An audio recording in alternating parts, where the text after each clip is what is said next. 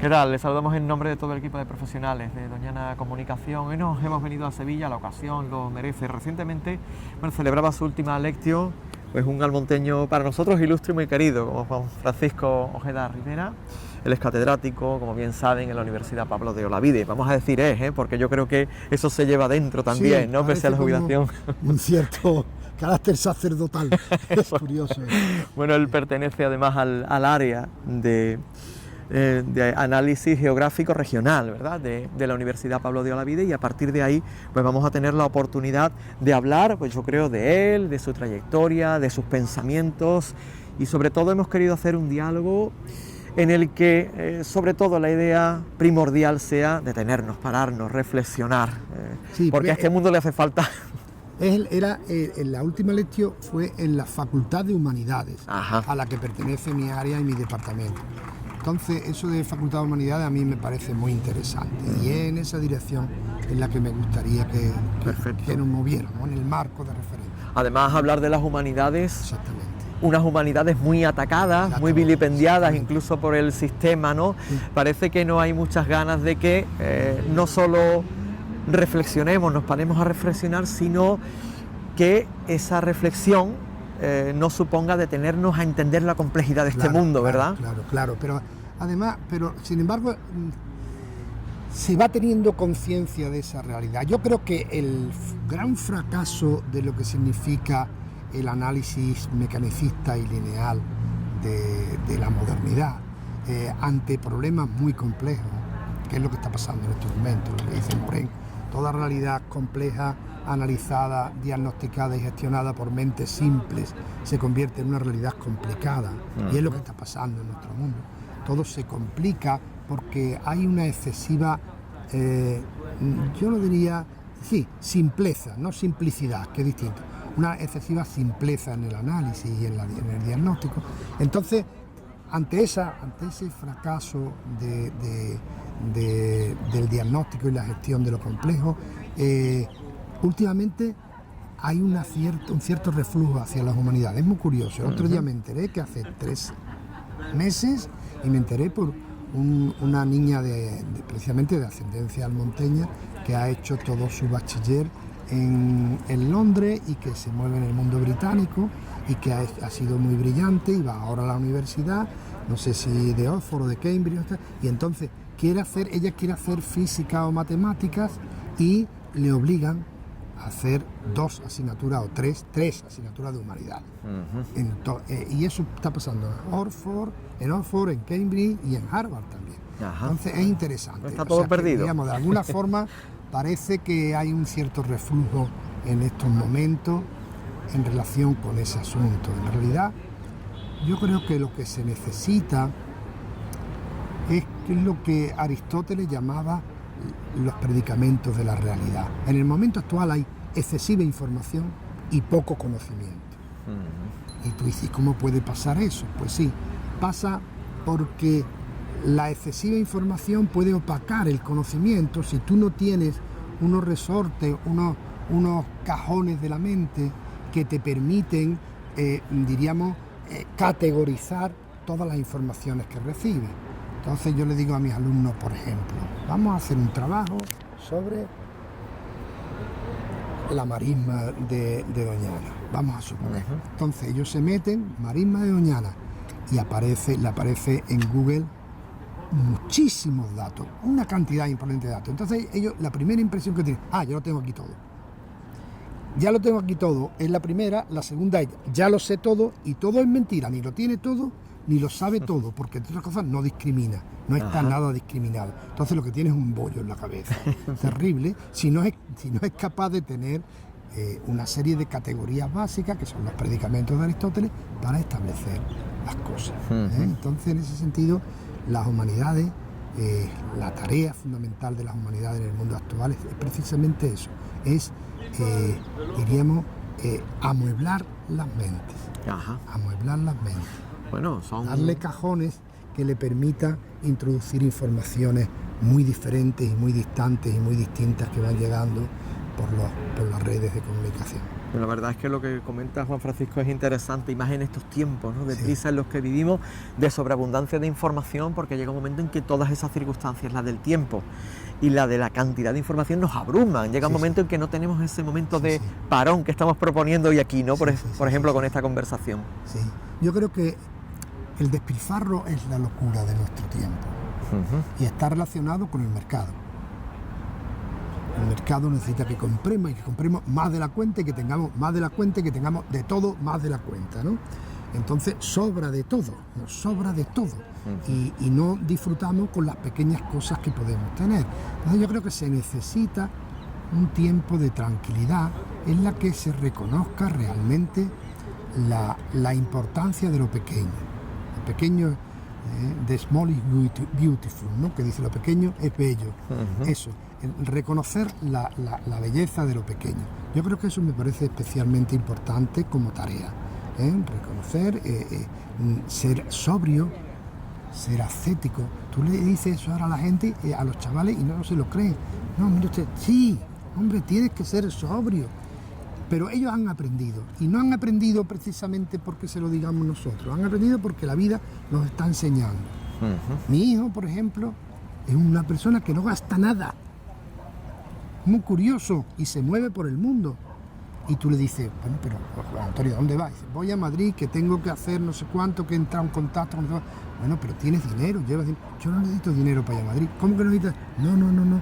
Yo me voy en el autobús por la noche, llego allí por la mañana con 20 euros, estoy en Madrid tranquilamente, y allí pues me acuesto porque hay un amigo que tiene un de esos que me lo deja a la cama, él se ha levantado, yo me acuesto cuando llego yo, y nos arreglamos, y somos sobrios. Esa sobriedad es la que puede dar la felicidad en el momento actual, sin duda. Ese aspecto además me parece muy interesante, porque si vamos con el motor encendido y no nos detenemos y no nos paramos, es que estamos encontrando, ¿no?, personas desanimadas, personas deprimidas, pero a muy diferentes etapas de edad, es decir, desde mayores, personas maduras, personas jóvenes, incluso niños, por ejemplo, y es simplemente porque no hay una propuesta que nos alcance, que nos llegue desde ese territorio, en el de las humanidades, ¿no?, por ejemplo, ¿no? Es nuestra propuesta, ¿no?, que no está hablando por los cielos, está hablando de cosas muy prácticas, muy cercanas. Por ejemplo, que te pongan los pelos de punta con una lectura. Hace un momento me decías que estaba leyendo a Harari, y que te tenía los pelos de punta. Eso es muy importante. Eso es muy importante. Es muy importante, por ejemplo, a mí me gustaría que en Almonte, en mi pueblo, hubiera muchos más lectores, y que esos lectores disfrutaran muchísimo leyendo, no simplemente con el Facebook y con el Twitter y con ese tipo, no, leyendo, tranquilo, parado, una novela, en fin, cosas de ese tipo que además son magníficas, se disfruta muchísimo. El disfrute es un disfrute muy potente, no es una diversión, la diferencia entre la diversión y el disfrute, ¿no? Ahora mismo lo que interesa es mucho la diversión. Ayer, muy gracioso, ayer tarde, anoche me reía con mi mujer porque había unas chicas en esto de la Bosque, que nosotros la vemos de vez en cuando, y había una chica de Chiclana, de un pueblo de Cádiz, y decía, ¿a ti qué te interesa? Y dice, a mí me interesa el famoseo. Eso, ¿no? Eso es lo que interesa, la diversión, el famoseo, el aparecer, el tema ese. Pero después el reflexionar, el sentarte, eso es más complicado. Yo lo pienso muchas veces, por ejemplo, ¿no?, en este ritmo que vamos llevando, es como si lleváramos una zanahoria delante, vamos cada vez más deprisa, y creo que el propósito de quien lleva la zanahoria es que jamás nos detengamos a pensar en quién la lleva, que está detrás, ¿no? Efectivamente, eso hay muchos sabios que nos pueden ayudar, Yo no sé si os propongo la idea, por ejemplo, en algún momento, ahora que estoy jubilado, de a lo mejor todos los meses hacer un programa dedicado a un libro sabio. Muy interesante. La mente bien ordenada de Edgar Morin. Edgar Morin es un gran sabio. Hay un portugués curiosísimo, interesante, que es Sousa Santos, Boaventura de Sousa Santos, que es un profesor ya mayor de la Universidad de Coimbra, y este hombre tiene un libro que se llama El milenio huérfano, que más o menos la teoría, la tesis que plantea en el libro es que vamos a empezar el tercer milenio como si no hubiera ocurrido nada antes, como si estuviéramos huérfanos de la historia.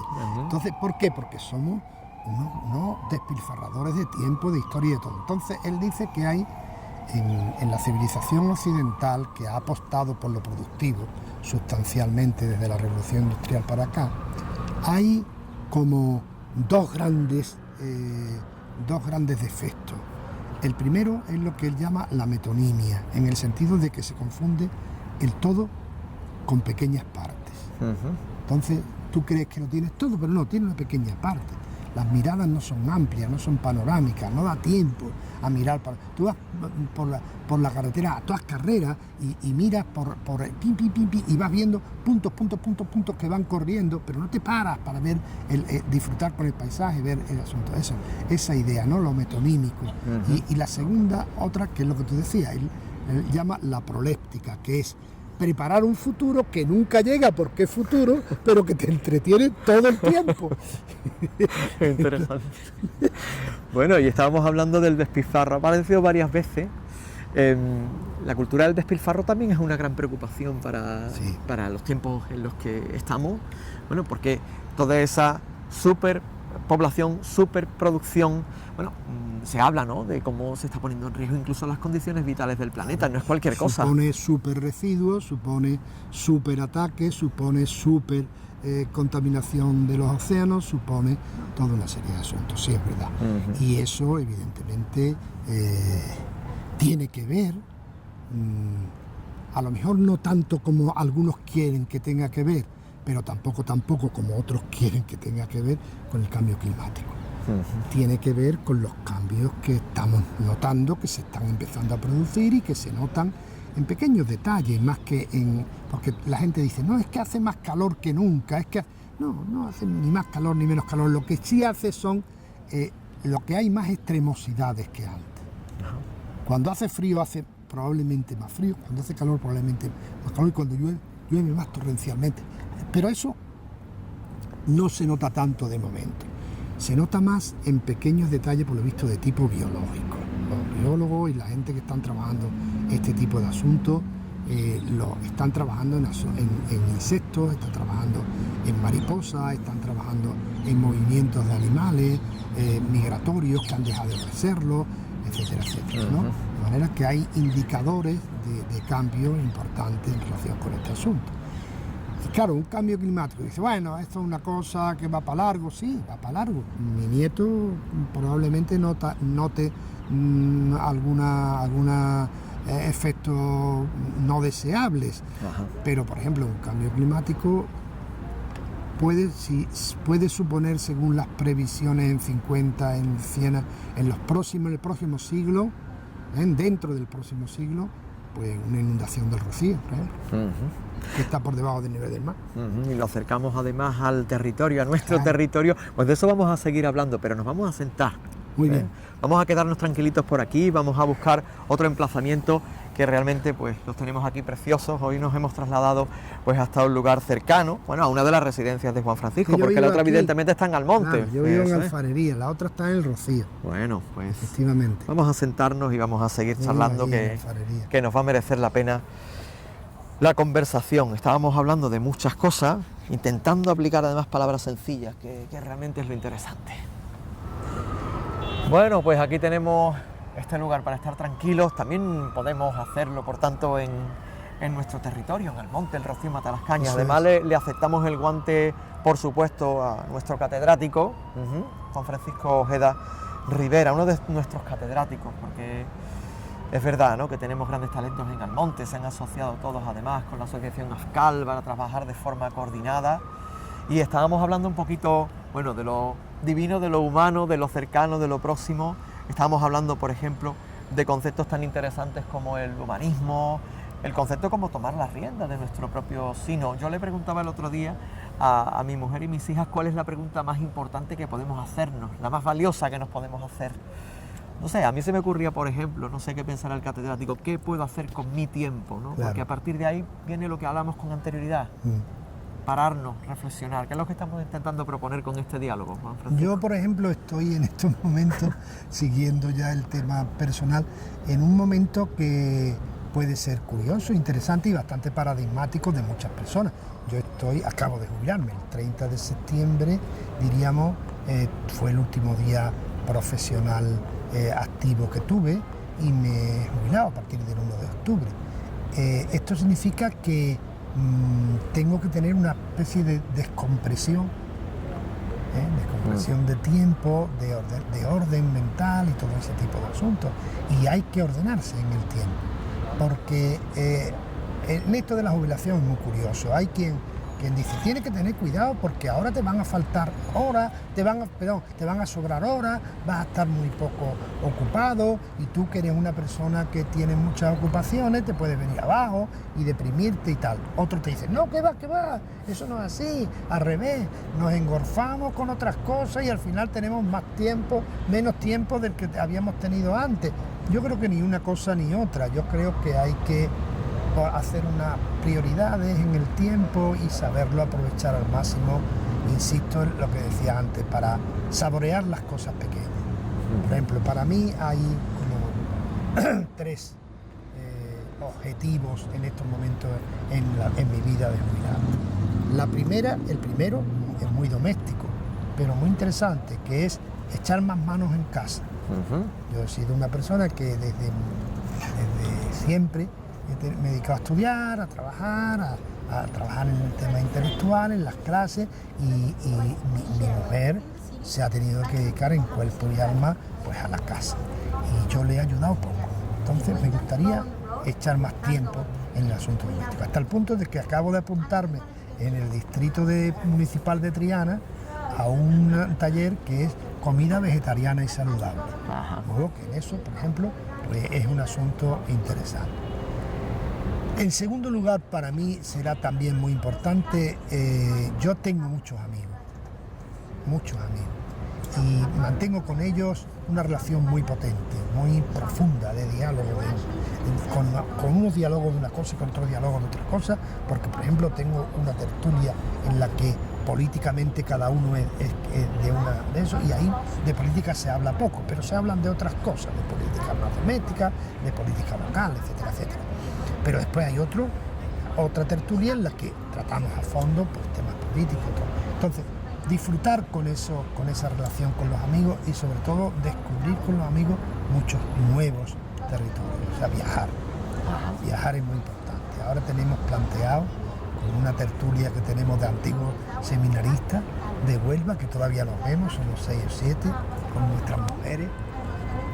Tenemos planteado hacer 3 viajes. Uno a la Ruta de la Seda, otro a Nepal y otro a Chicago, porque uno de nosotros es Enrique Romero Santana, que es pintor de Lepe, que pinta cosas de Chicago y tal, y vamos a ir con él una semana a Chicago. Entonces, esas cosas son fundamentales, aprovechar eso al máximo, ¿no? Entonces, esas serían un poco los asuntos. Y una tercera, que es no perder la reflexión intelectual y el trabajo intelectual. O sea, yo como además me dedico desde el infarto para acá, dejé de preocuparme de algunas cosas que me inquietaban y que producían estrés, como todo el tema, por ejemplo, social, económico-social, etcétera, etcétera, aunque no lo he dejado nunca. Las últimas cosas que he hecho ha sido en Marruecos durante 6 años, una rehabilitación de chabolas interesantísima con un grupo de 100 personas. No lo hemos dejado, pero hemos echado un poquito cierto freno al asunto y ahora me dedico al paisaje. Y el paisaje, como planteo en la charla o en la lección última que di, al paisaje de manera transdisciplinar, o sea, dialogando con gente de otras disciplinas, dialogando con sociólogos, con antropólogos, con historiadores, con pintores, con literatos. Entonces, la idea sería, más que analizar el paisaje, comprender, valorar y disfrutar con el paisaje y hacer disfrutar. Entonces tengo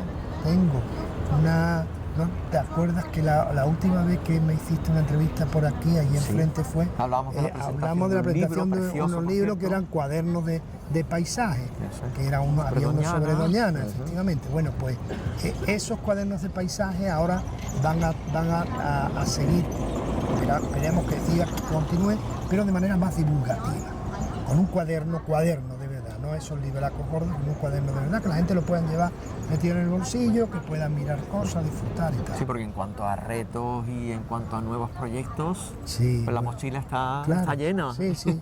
Pero la son proyectos muy divertidos. ¿Sí? Son proyectos muy disfrutones. Ajá. Decíamos antes, distintos de divertir, disfrutones. Lo has llevado con amigos, ¿no?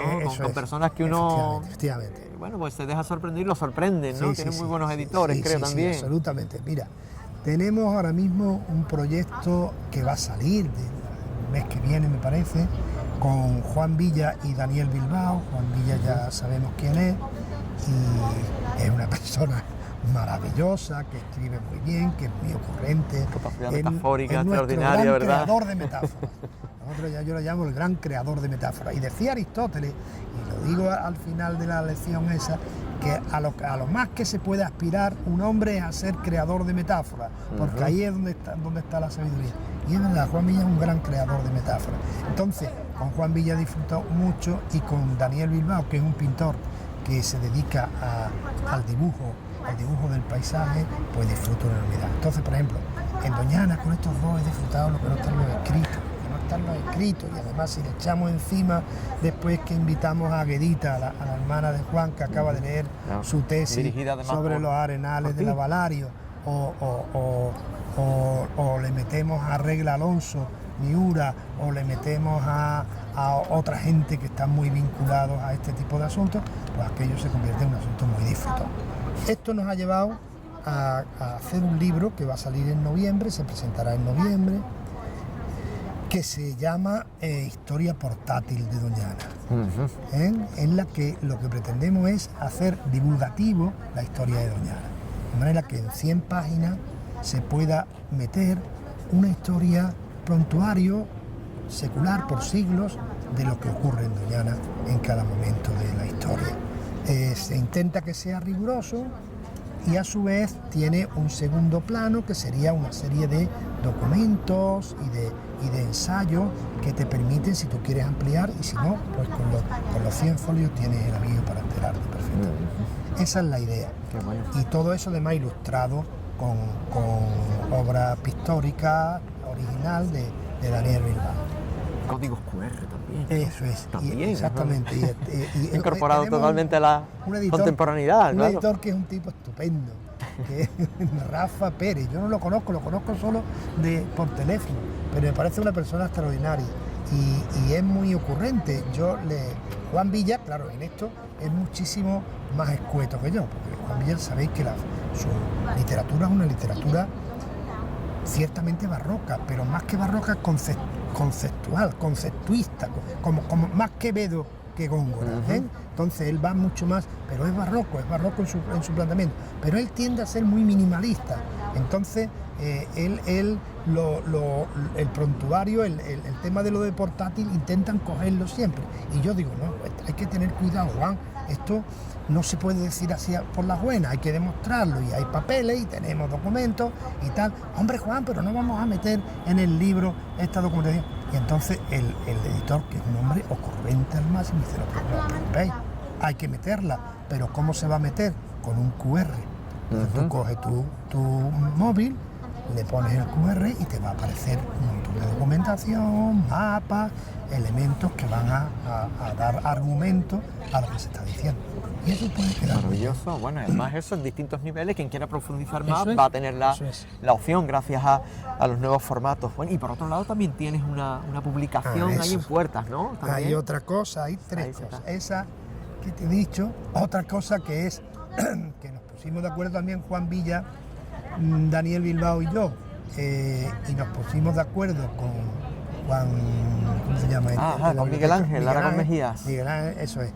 Miguel Ángel, editor de Almajara, de Almajara, de Almonte, para hacer un librito pequeño, de 30 y tantas columnas de las que hacíamos en Huelva Información, se llamaba Arias Breves. Hemos escogido cada uno de esos, esas 30 y tantas, le pinta dibujo a cada una de ellas Daniel Bilbao, y va a quedar un librito también interesante, en un ensayo ya mucho más, un poco, diríamos, de reflexión didáctica, Tú sabes cómo eran aquellas columnas. En realidad lo que se pretendía era plantear asuntos que no fueran tan coyunturales, pero que supusieran una pequeña reflexión sobre algo, una llamada de atención, un área breve, un grito breve. Interesante, y además, bueno, complementario con este proyecto que ha salido aquí, ¿no? De hablar de grandes sabios y de grandes libros, eso porque en definitiva, pues también la televisión puede servir para eso, ¿no? Claro. Para pararnos, para pensar, para fijarnos en lo importante, ¿no? Y discriminar, pues, lo que muchas veces nos tiene entretenidos y sin embargo, bueno, pues hace que se nos vaya el tiempo, ¿no? En cosas que no nos llenan, ¿no? Estabas hablando, por ejemplo, de la amistad como posibilidad de acceder al conocimiento, ¿no? Por ejemplo, ¿no? En lo transdisciplinar, ¿no? Exactamente. Y hubo... ¿Tu vida es un ejemplo de eso? En ese sentido, en el sentido del papel educativo de la televisión, de los medios, yo siempre he sido un obseso con eso. Yo recuerdo que la primera vez que yo planteé esto en Almonte fue con la APA. Y tuvimos una especie de comienzo de escuela de padres. Duró muy poco, pero algún tiempo la usamos, hacíamos como mesa redonda, tratábamos temas, y hace ya tiempo, de esto estamos hablando mis hijos eran pequeños, hace ya tiempo. Pero después yo me cabreé mucho, con el PSOE, y además lo hice ver a la gente del PSOE con las que estaba relacionado de alguna forma, o con las que podía hacérselo ver. Les hice ver que habían renunciado al papel educativo de los medios de comunicación. Cuando ellos tuvieron un líder que era comprensible, que era capaz de explicarse con palabras comunes, que la gente lo entendía, que era aquel primer Felipe González, no era actual, el primer Felipe González, no supieron aprovechar ese carisma para convertirlo en proceso de educación democrática. Y yo siempre decía, la democracia no nace, la democracia hay que hacerla poco a poco, y es un esfuerzo educativo que entonces yo recuerdo que lo discutí en una tertulia en un momento con Alfonso Guerra, y yo se lo decía, digo, Alfonso, ahí habéis renunciado. Dice, sí, es que las presiones, tú sabes, era un asunto más secundario. Bueno, vale, puede ser que tú lo consideres secundario, yo no lo considero secundario. Y vosotros dijisteis, la televisión no es para educar, la televisión es para entretener. Y entretener se ha ido convirtiendo progresivamente en agilipollar, desgraciadamente. Entonces, ¿por qué? Pues porque lo que decíamos antes, lo opinático, se ha convertido en el dogma. Entonces, tú tienes tertulias de opinadores. Usted sabe de todo, de todo sabe usted, y no tiene ningún argumento detrás, ninguna posición, ninguna información categorizada, ningún conocimiento, no tiene nada. Usted se le ocurre lo que se le va ocurriendo sobre la marcha, lo va soltando, y además, como no tiene ninguna etiología, lo suelta sin ningún miramiento. Si usted puede herir, pues es lo que pretende, herir cuanto más mejor, o al revés, elevar cuanto más mejor a otra persona. Entonces, esa consagración de lo opinático, los griegos a la opinión le llamaban doxa, la doxa, Aristóteles y Platón, y ellos decían que la doxa era lo que se ponía en un diálogo, antes del diálogo, para empezar, y que lo normal es que la doxa fuera todo el mundo contra la doxa para mejorarla, para convertirla en posición, para que no se quedara en simple intuición, en simple ocurrencia. Entonces eran las ocurrencias, y algunos alumnos, yo me río porque me dicen, es que no respeta usted mi opinión. Y yo, vamos a ver, chicos, la opinión no es respetable en sí. La opinión no es respetable, pero es más, si tú sigues diciendo opiniones de este tipo, no te voy a respetar ni a ti. Hay que tener cuidado, hay que crearse una posición. Me recuerda lo que está comentando Juan Francisco a uno de los maestros que yo tuve en el periodismo, Antonio Fernández, que me decía en Huelva, opina cualquiera, informar es lo difícil. Claro.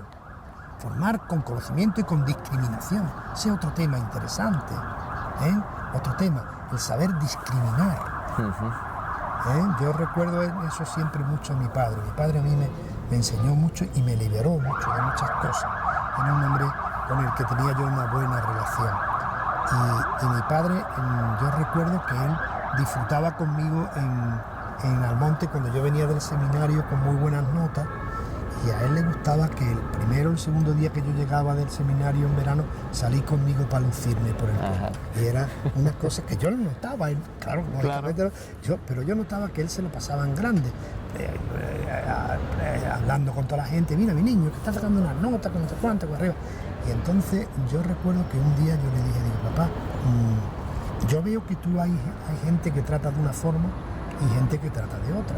Tú, a algunos los quiere, se te nota que los quiere mucho, lo aprecia, y a otros no tiene ningún interés en hablar con él y tal. Cuando yo entiendo, y a mí me están enseñando el seminario, y me enseñas tú también, que todo el mundo es bueno. Y él me dijo de manera sabia, dice, si a los 15 años tú no me dijeras que todo el mundo es bueno, yo te reprendería muchísimo, porque tú a los 15 años debes decir que todo el mundo es bueno, porque es la única forma de que tú vayas siendo una esponja, asumiendo el aprendizaje. Pero si a los 50 años que tengo yo, tú me siguieses diciendo que todo el mundo es bueno, te reprimiría muchísimo, porque no has sabido discriminar.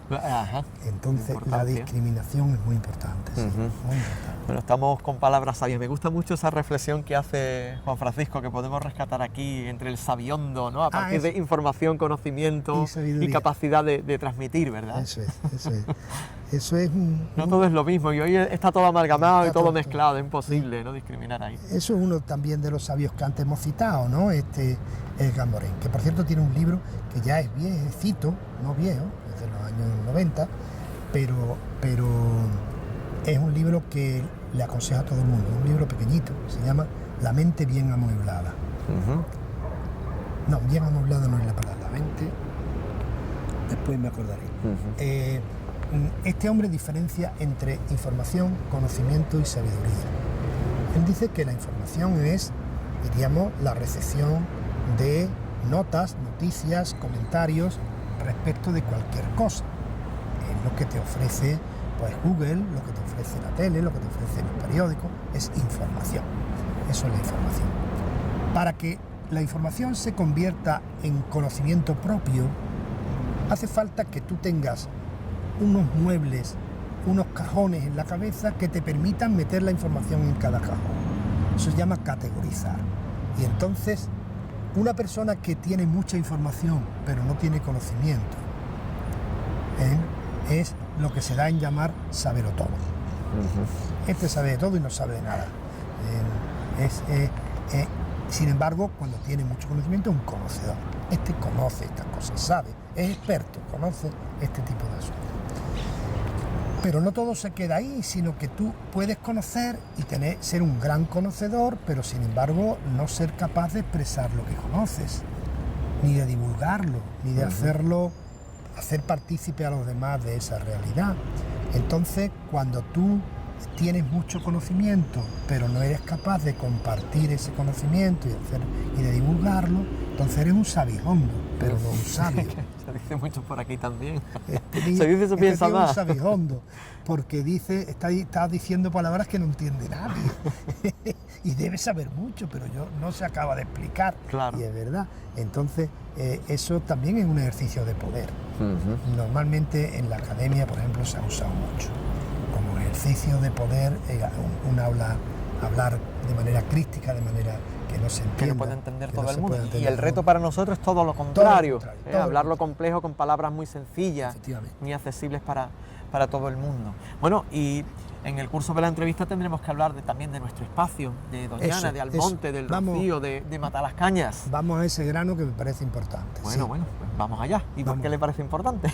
Hombre, porque yo creo que hay que aterrizar. Yo soy geógrafo, no lo podemos olvidar.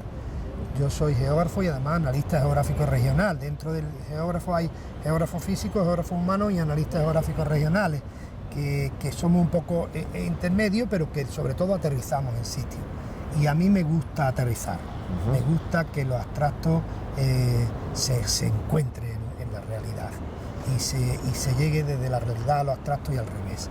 Entonces, en ese sentido, por eso me interesa que hablemos, estamos en la tele de Almonte, claro. Hemos dicho que esto tiene una función que pretende ser educativa, que pretende dar un pasito más que la mera información, y entonces en ese sentido me parece interesante entrar. ¿Sí? ¿Ha estado hace poquito en Almonte, por ejemplo? Sí, el fin de semana pasado estuve de paso, fui a ver la Virgen y después estuvimos en el Rocío.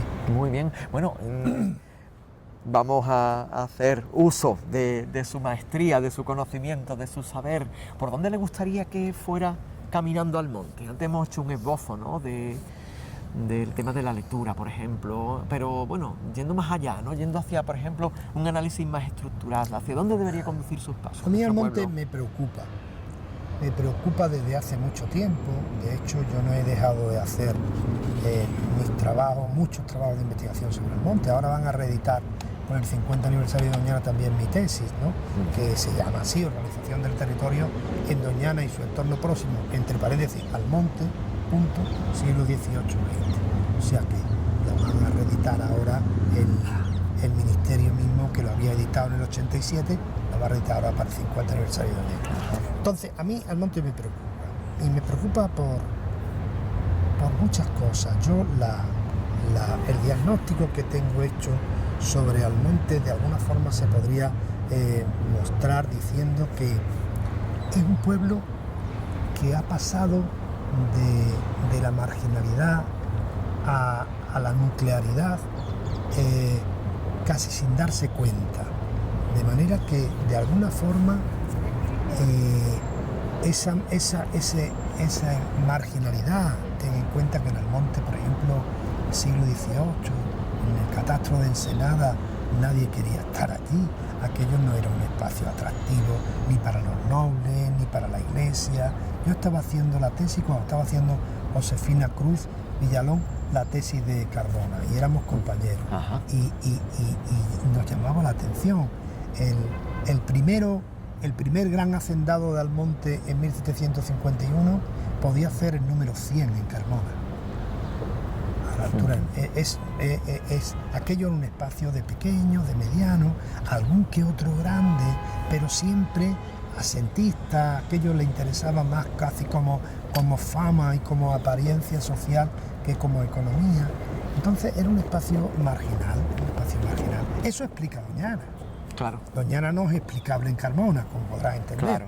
Entonces eso explica Doñana, lo cual está bien, es paradójico y es muy interesante, menos mal. El atraso económico ha permitido conservar y mantener un espacio único. La dialéctica de la realidad y la paradoja de la realidad. Eso ha permitido que tengamos un espacio de una singularidad maravillosa que es Doñana. Entonces eso es así, pero Almonte tardó mucho en salir, y ahora esto lo van a entender los almonteños, de gazapo a conejo, pero al final ha terminado siendo un conejo, incluso un conejo grande, pero se está comportando como un gazapo. En el sentido de que no es capaz de adaptar, la población del monte no es capaz de adaptarse a una circunstancia de, diríamos, situación principal en estos momentos, por ejemplo, en Andalucía. Situación nuclear en Andalucía. No es capaz, sigue manteniendo su marginalidad.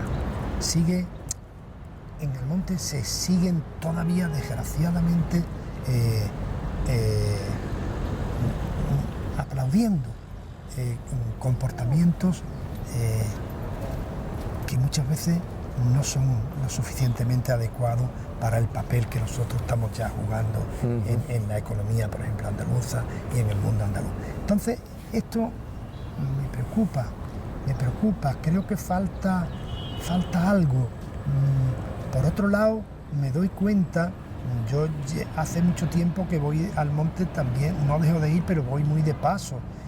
Y me doy cuenta por Ascal, por una serie de experiencias, que también hay avances, que también hay personas que de alguna forma, pues como yo, hemos intentado salir y quitarnos polvo de la dehesa, pero nos está costando mucho trabajo, francamente. Un aspecto muy interesante, complementario, creo, de lo que está comentando el profesor Juan Francisco Ojeda, con quien estamos dialogando ahora de Almonte, es algo que precisamente leí en Harari, ¿no?, que estábamos comentando algunos de sus libros. Él decía que por mucho que una mayoría social haga algo, el futuro le pertenece a las pequeñas élites que están en lo último, ¿no? No deja de ser una reflexión, entiendo, pertinente, ¿no?, a sus palabras. Sí, es verdad. En Almonte tenemos que ganar ese futuro. Las cosas que han ido sucediendo hasta ahora en relación con las élites ha sido todo muy en sordina. No ha habido una trompeta, ha habido una trompeta con la sordina puesta. Entonces eso significa que en realidad no hemos tenido una burguesía, que sí ha tenido, por ejemplo, los pileños, antes, o que sí han tenido los boyulleros. Cuando yo llegué al seminario de Huelva, 4 o 5 de los curas que eran mis superiores eran boyulleros. Y en Almonte estábamos empezando a estudiar, los primeros de los que estudiamos éramos nosotros. Entonces, eso no ha tenido un momento de salto potente, después la ha podido tener más tarde, pero en el tiempo y en el contexto oportuno. En fin, eso me preocupa sobremanera, y creo que no significa que no hay que dar nada por perdido, eso se puede recuperar. Creo que hay que hacer un ejercicio, esto mismo que estamos haciendo, es lo que vosotros podéis hacer, por ejemplo, con la televisión pública. Yo creo mucho en los medios de comunicación como vehículo de educación, lo que se puede estar haciendo en los institutos, lo que se puede estar haciendo en las escuelas, todo ese tipo de temas me parece fundamental, Muy interesante, además, lo que comenta en el sentido de que, bueno, tampoco todo está perdido. Quiero decir, la historia se encarga de demostrar, bueno, distintas etapas en las cuales, pues, a una época de no avance, pues ha seguido en un mismo territorio, por ejemplo, otra que sí lo ha sido, ¿no? Sí, pero mira, Pepe, ahora voy a hacer un poco provocador. ¿Tú sabes cuál sería el motor? Uno de los motores importantes del futuro de Almonte, el reconocimiento de la inmigración como un valor. Mira, te explico, porque es que hace 2 o 3 años, dirigí los trabajos fin de grado de una sobrina mía y de otra compañera suya en trabajo social y educación social en la UPO, y lo dedicamos a la emigración en Almonte. Entonces, bueno, descubrimos unas cosas muy llamativas. Y es más, yo la hice llegar al ayuntamiento, este tipo de temas me preocupaba, y yo dije, bueno, esto es fundamental, es que esto es un recurso básico para este pueblo. En Almonte hay ahora mismo empadronados, no que hayan llegado, que lleguen y que se vayan, no, empadronados, estables en Almonte, el 10% de la población de 35 nacionalidades. Eso es un potencial que no tiene cualquier pueblo. Si fuéramos capaces de crear una estructura, una institución, un marco de referencia cultural que vehiculase toda esa amalgama de culturas y de ideas hacia Almonte y le diera amplitud de miras, pues probablemente nos dejaríamos de mirar tanto nuestro ombligo. Almonte es un pueblo muy ensimismado. Es que es verdad que somos protagonistas de la historia, por ejemplo, los lunes de Pentecostés. Es que eso es verdad, eso no nos lo va a quitar nadie, pero no podemos quedarnos siempre mirando ese ombligo, porque si no es un lío, porque hay 364 días que no son lunes de Pentecostés. Entonces, eso yo creo que para Almonte puede ser muy interesante el, diríamos, establecer unos mecanismos culturales, institucionales, de acogida potente que haga que este tipo de cultura tan variopinta se extienda en el pueblo. Tú imagínate lo que puede ser, Pepe, de aquí a la próxima venida de la Virgen, o la siguiente, lo que puede ser debajo de la Virgen de Rocío hablando tantos idiomas extraños. Es verdad, sí, es un panorama que tenemos. ¿Eso es negativo? No, señor. Eso es absolutamente positivo. Eso es la expresión más genuina del hibridismo mediterráneo. Es que nosotros también somos híbridos. Es que para nosotros, para Juan Villa y para mí, el siglo XXI de nuestra historia por parte de Doñana lo hemos titulado El don de la hibridez. Y lo que decimos, Doñana es mezcla, Doñana no es pureza, Doñana es mezcla. Entonces, todos somos mezcla. ¿Quién es quién en Almonte? Comprendo. ¿Acaso tú, que no eres de Almonte, no eres más almonteño que yo en estos momentos? Claro, sin duda ninguna, porque estás allí ejerciendo todos los días tu tarea y yo estoy mucho más separado. Esto es así, de sencillo y de simple. Yo digo muchas veces en ese aspecto que empecemos por analizarnos a nosotros mismos, Claro. ¿no? Por ejemplo, analicemos nuestros apellidos, ¿no? Claro. Apellidos de, podrían querer decir procedencias, Cáceres, Gerona, León, etcétera, Claro, etcétera. claro. Como hay tantos apellidos en Almonte que nos están remitiendo a realidades geográficas muy lejanas, Sí, ¿no? sí.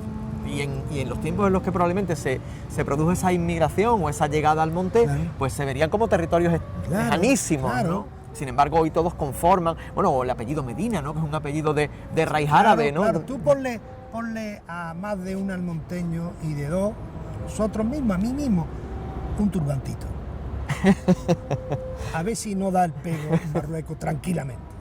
Claro, ¿no? Claro. Y cuando se habla de la tradición de la saca de las yeguas, Sí, estamos es hablando todo- de una son tradición que todo remonta a miles de años. Elementos absolutamente híbridos, elementos híbridos. El mestizaje, El ¿no? mestizaje es fundamental, porque yo insisto mucho a mis alumnos, después de haber descubierto ya realmente que la naturaleza es una realidad híbrida, es una Ajá. realidad en contacto con el hombre, que el excesivo, diríamos, clorofilismo, ambientalismo muchas veces lleva a una especie de búsqueda nostálgica de algo que no existe, que es la pureza de la naturaleza. Ujú. En Doñana, y yo doy fe de ello, llevo 40 años trabajando allí, no hay nada puro, nada. ¿Qué es lo más puro? Vamos a suponer que lo más puro de Doñana pudiera ser el palacio, que es del siglo XIV, una casita en el bosque en el siglo XIV. Bueno, el palacio ya es absolutamente híbrido, tanto en su construcción, que ahora mismo además está en obra y hay no saben un cómo jaleo, va a hay un terminar jaleo el con tema, eso. hasta en su habitación. Allí hay personas de todos los de esos del mundo a lo largo del año, que son gente que vienen a anillar, a ayudar, etcétera, etcétera. Y fuera del palacio está el ombú, que es algo que trajo Domingo Castellano, un almonteño que gestionó Doñana a mediados del siglo XVIII, y lo puso allí como otras muchas cosas totalmente exóticas que trajo, cisnes y no sé cuántos, y los colocó por allí, y el ombú allí está. Y entonces, ¿es más puro el palacio que el ombú? ¿Quién ha dicho eso? Que al final la riqueza también, ¿no? Eso Es, digamos, uno de los resultados que podemos obtener pues de esa mezcla, ¿no? De ese intercambio. Totalmente. Mi hijo, cuando terminó arquitectura, hizo un proyecto en esta dirección, porque lo discutimos mucho, y él hizo un proyecto muy bonito que era convertir, está todavía por ahí, en algún momento a lo mejor también podría ser interesante que se conociese ese proyecto que no ha tenido salida, convertir la bodega de Escolar, que acababa de comprarla el ayuntamiento y que plantearon la idea de poner un museo del vino. Mi hija decía, museo del vino aquí, no tenemos un embollullo. Por favor, respetar a la gente, todo lo queremos tener nosotros. Deja a los bolleros con el museo del vino, que me parece muy bien que lo tengan. ¿Qué podemos hacer nosotros aquí? Y entonces él se fue a la Casa Encendida a Madrid y a otra experiencia que hay en Barcelona, y a partir de ahí dice, esto, una casa encendida en Almonte con los inmigrantes. Ajá. O sea, un centro cultural dedicado a integrar las distintas culturas, con una radio, con una televisión, integrar las distintas culturas de los inmigrantes que están por aquí. Bueno, qué interesante.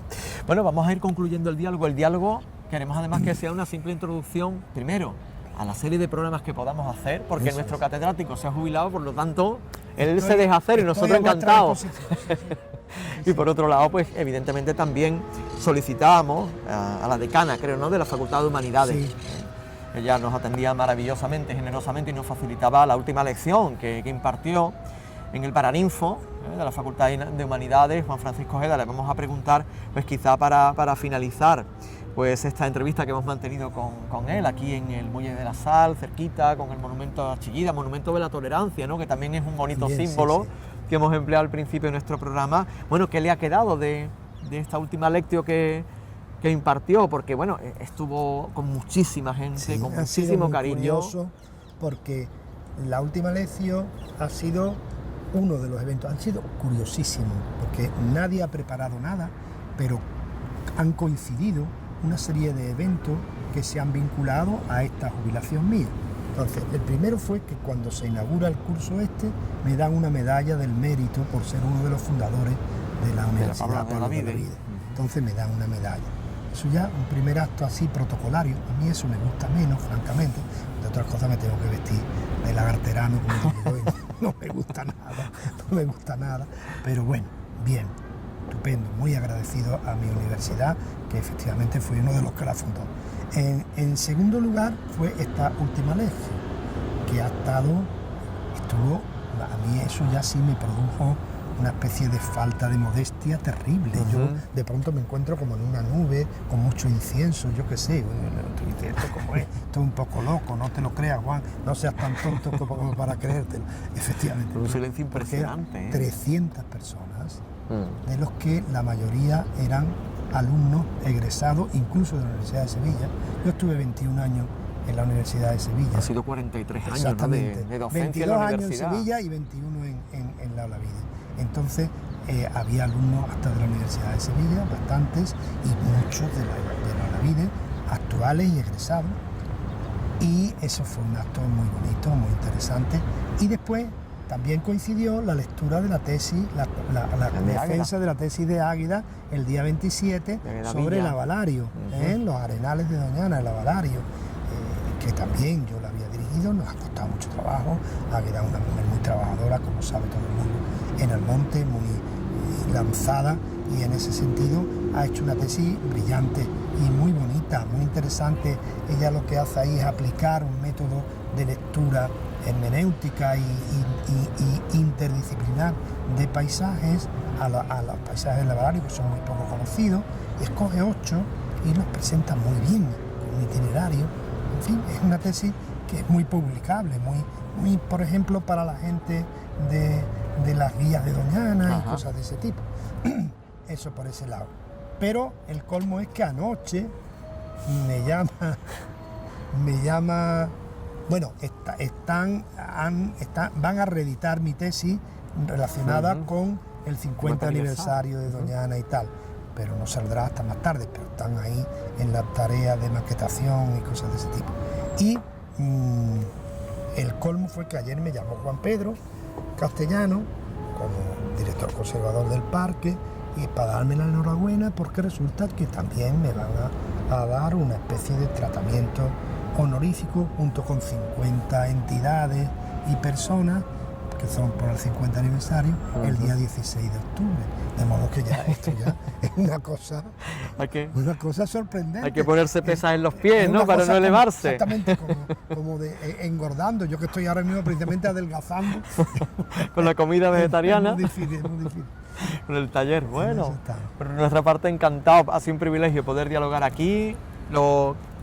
Era la regla que nos dábamos, ¿no? Reflexionar tranquilamente, conversar. Bueno, tratar de aprovechar bien el tiempo, porque en definitiva este tipo de cosas, y he hablado de lo mediterráneo, eso lo hemos sabido hacer muy bien los mediterráneos siempre, pararnos a hablar, a conversar, a compartir, darle ese valor, ¿no?, a lo que realmente tiene valor en la vida. A mí el Mediterráneo creo que es nuestro marco vital es el Mediterráneo. La Virgen es una diosa mediterránea. Por mucho que se esfuercen los teólogos, yo estudié teología, en decir que es mediadora, Virgen es Astarte, la Virgen es Astarte. Una diosa fenicia, claramente. En el monte no se le ocurre a nadie rezarle a la Virgen para que interceda a su hijo. Rezar a la Virgen directamente. Bueno, pues encantados estamos. Ojalá que como el primer capítulo de una serie de charlas que podamos mantener con Juan Francisco. Tenemos proyectos también entre medias con el encuentro de escritores de Doñana, ver lo que da para la televisión en ese afán divulgativo que queremos. la televisión tiene en su capacidad también la transformación de la sociedad hacia donde queramos, ¿verdad? Absolutamente. Así que ese es el reto y esa es la intención, ¿eh? Desde aquí lo decimos con toda claridad. Agradecer a Juan Francisco que haya ocupado esta mañana y que además haya aclarado toda la agenda para nosotros, para todos ustedes, en definitiva, desde Doñana Comunicación. Y nosotros lo que queremos decirles a partir de este punto es que nos vamos a quedar con la última lección que impartió, una última lección muy interesante que tiene que ver pues con ese análisis que necesitamos hacer de la realidad para categorizarla, para discriminarla, para quedarnos con lo realmente importante, para también ser capaces de apreciar su complejidad y tratarla y estudiarla, porque la vida es compleja, ¿eh? Y a partir de ahí pues tenemos que tomarlo así para sacarle pues también todo el partido y todo el beneficio mirando por nosotros mismos, claro, ¿verdad? Claro. Por nuestra felicidad y por la felicidad de los nuestros. Vamos a hablar de esa sobreabundancia de información, vamos a hablar también de esos trabajos tan bonitos hechos sobre el territorio. Nos hemos dejado pues toda una parcela que es el análisis del territorio, pues, la capacidad que tiene Juan Francisco para, por ejemplo, con este mismo paisaje, pues entender lo que tiene de primigenio, la evolución que el hombre ha desarrollado, lo que el humano ha aportado. Teníamos otro escenario más agreste que era el del Paseo de la O, hemos elegido finalmente este, quién sabe, para el futuro, así que pues es como un pozo de conocimiento del que podemos ir sacando cubos de agua que nos van a refrescar, nos van a saciar nuestra sed siempre y cuando queramos, bueno, pues alimentarnos, ¿no? Y como decía, ¿no? Darle el verdadero valor que las cosas tienen y que tenemos nosotros mismos. Yo encantado. Juan Francisco. Encantado, y además, mira, quiero tener un recuerdo final. Perfecto. Para mi abuelo paterno fue don Juan Rivera, que fue maestro en Almonte desde el año 29 hasta el año 60, por ahí, 29 al 59. Fue maestro de Almonte y era un hombre muy entrañable, la gente, sus alumnos lo querían mucho. Él se movió siempre con un alumnado como muy del mundo campesino y lo querían mucho y era un hombre muy querido. Era un hombre que además había estado como yo en el seminario y sabía latín y entonces daba clases de latín a todo el mundo, a toda la gente que estudiaba en aquella fecha, le daba él clases de latín y era un hombre muy entrañable. Yo lo recuerdo ahora porque él se jubiló también, yo creo que con 70 años y vivió hasta los 81, 82, pero durante 5 o 6 años después de jubilado decidió ser bibliotecario de Almonte y jugó un papel que a mí me gustaría jugar ahora. El papel ya no del profesor y del maestro que tiene responsabilidades educativas, sino el papel de sabio que va guiando, mostrando guías. Mira, métete por aquí. Y mucha gente de Almonte me recuerda que tuvo relación con mi abuelo, aunque no fue su maestro, como bibliotecario. Llegaba y le decía, Juan, ¿qué leo? Y le decía, mira, vamos a empezar por aquí. Y él iba guiando la lectura. Eso me parece una tarea extraordinaria. A mí me gustaría rememorarlo en ese sentido. Era el momento. Efectivamente. Porque cambia las circunstancias vitales de Juan Francisco y por supuesto pues nosotros vamos a intentar ser vehículo para que llegue a toda la ciudadanía de Almonte, el Rocío Mata Las Cañas y por supuesto de todo nuestro ámbito de referencia. Muchísimas gracias. De nada, gracias a vosotros. Muy bien.